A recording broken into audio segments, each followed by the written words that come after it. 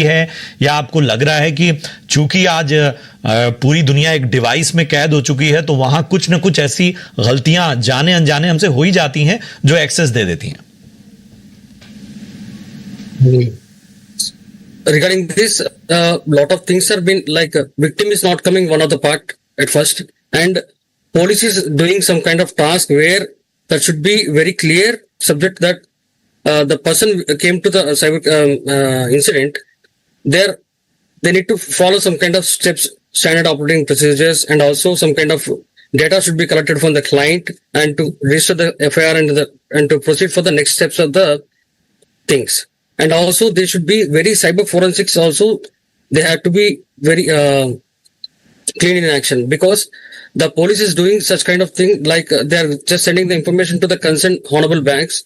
Those banks have been stopping the accounts and something, in which while a lot of time gap has been happening while reporting to the client, reporting to the cybercrime portal, and this was happening in a very long time. And this one cyber forensics has to be. आपको रोक रहा हूं चूंकि ये show पूरा हिंदी दर्शकों के लिए है, तो अगर आप हिंदी में जानकारी दे पाएं तो ज्यादा बेहतर होगा। कहता हूँ कि मैं क्या बोलना चाहता हूँ कि कोई इंसिडेंट रहा, कोई आया तो आप तुरंत आप इमीडिएटली, ऐसा होता है कि गोल्डन आवर होता है, जैसा कि 30 मिनट्स और within 2 hours of time period if you go and complain to the 1930 port. Download Groww, यह है इंडिया का नंबर 1 स्टॉक ब्रोकर। यहाँ आपको मिलेगा free demat account, 0 annual maintenance fee और करोड़ों इन्वेस्टर्स का भरोसा। Download Groww and start investing. Investment in securities market are subject to market risk. Read all the related documents carefully before investing. सब कुछ freeze होने का ज्यादा मामला होता है।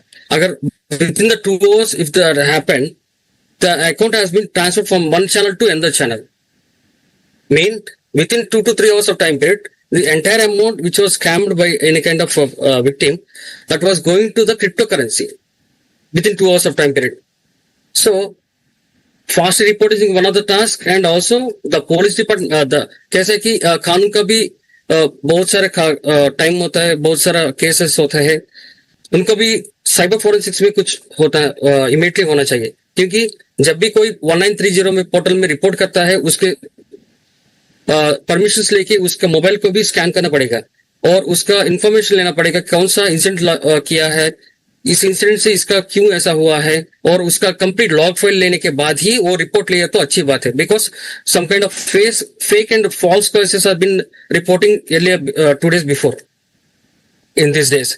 By this कानून का गलत इस्तेमाल भी हो रहा है, इसके वजह से lot of things are not been happening very fastly as per we are able to see the things.